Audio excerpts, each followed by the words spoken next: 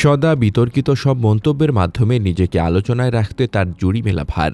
যার মন্তব্য নিয়ে কখনো তৈরি হয়েছে চরম সমালোচনা, বয়ে গেছে নিন্দার ঝড়, আবার কখনো তার মন্তব্য যোগান দিয়েছে হাস্যরসের। বিএনপি থেকে রেকর্ড গড়ে 5 বার বহিষ্কৃত বহুল আলোচিত রাজনীতিক সাবেক সংসদ সদস্য মেজর আখতারুজ্জামান এখন বাংলাদেশ জামায়াতে ইসলামীতে যোগ দিয়েছেন।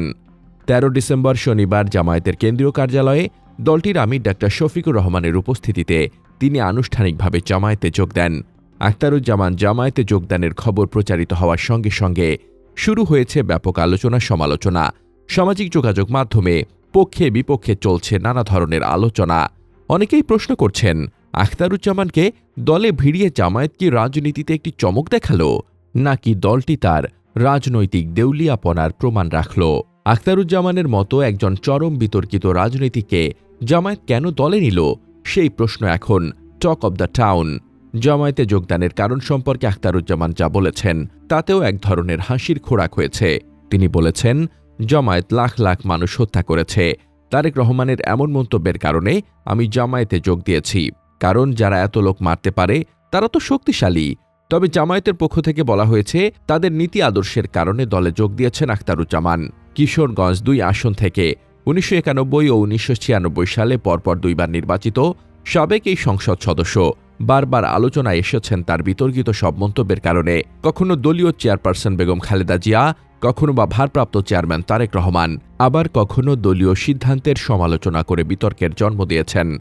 বারবার বহিষ্কৃত হয়ে অজানা কোনো এক শক্তি বলে তিনি আবার দলে ফিরে এসেছেন। 5 বার বহিষ্কৃত হয়ে 4 বারই দলে ফিরে আসার রেকর্ড বাংলাদেশের আর কোনো রাজনীতিকের নেই। তিনি কখন কি মন্তব্য করেন তা বোঝার ক্ষমতা সাধারণ মানুষ তো দূরের কথা, রাজনৈতিক বিশ্লেষকদেরও নেই। 2023 সালের 8 জুন হঠাৎ করে পতিত স্বৈরাচার শেখ হাসিনার সঙ্গে সাক্ষাৎ করে তিনি ব্যাপকভাবে আলোচনায় আসেন। তিনি 150 মেগাওয়াটের একটি সৌর বিদ্যুৎ কেন্দ্রের অনুমোদন পেতে শেখ হাসিনার সঙ্গে ওই সাক্ষাৎ করেন বলে নিজেই জানিয়েছিলেন। তখন তিনি জানান, প্রধানমন্ত্রী আমাকে 70 মেগাওয়াটের একটি সৌর বিদ্যুৎ কেন্দ্র স্থাপনে সর্বাত্মক সহযোগিতার আশ্বাস দিয়েছেন। বঙ্গবন্ধু কন্যা শেখ হাসিনা ছাড়া এমন উদারতা আর কে দেখাতে পারে? জুলাই গণঅভ্যুত্থানে উৎখাত হওয়ার পরও শেখ হাসিনাকে নিয়ে ইতিবাচক মন্তব্য করে বিতর্কের জন্ম দেন আলোচিত রাজনীতিক আখতারুজ্জামান। তিনি বলেছেন, শেখ হাসিনা আবারও দেশে ফিরে আসবেন, এ ব্যাপারে আমি নিশ্চিত। সম্প্রতি অন্তর্বর্তী সরকারের কঠোর সমালোচনা করে তিনি বলেছেন, মবের মাধ্যমে ডক্টর ইউনূস সরকার ক্ষমতায় এসেছে।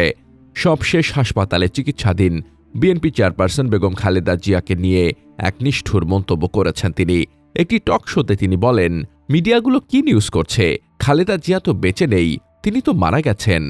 জামায়াতে যোগদানের পর আখতারুজ্জামানকে নিয়ে আগামী দিনগুলোতে আলোচনা যে অব্যাহত থাকবে তাতে কোনো সন্দেহ নেই।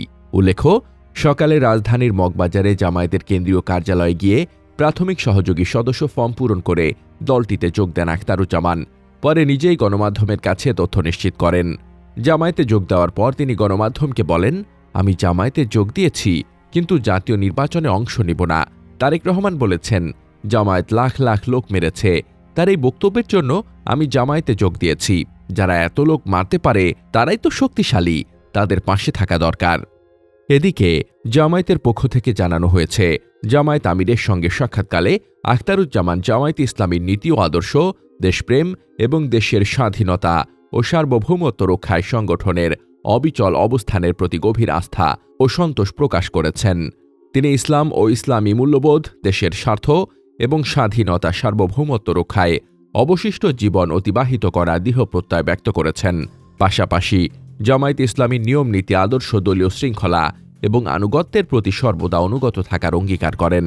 জামায়াতের আমির তাকে আন্তরিকভাবে আলিঙ্গন করেন এবং তার দীর্ঘ নেক হায়াত কামনা করেন। সাবেক সেনা কর্মকর্তার যোগদান অনুষ্ঠানে জামায়াতের সেক্রেটারি জেনারেল মিয়া গোলাম পারোয়ার এবং সহকারী সেক্রেটারি জেনারেল আব্দুল হালিম উপস্থিত ছিলেন। উল্লেখ্য, দলীয় শৃঙ্খলা পরিপন্থী কর্মকাণ্ডে জড়িত থাকার অভিযোগে সাবেক সংসদ সদস্য আখতারুজ্জামান পঞ্চমবারের মতো বিএনপি থেকে বহিষ্কৃত হন 2022 সালের 20 ফেব্রুয়ারি। নানা সময় সমসাময়িক ইস্যু নিয়ে টকশো কিংবা সামাজিক যোগাযোগ মাধ্যমে কথা বলে আলোচনায় ছিলেন তিনি।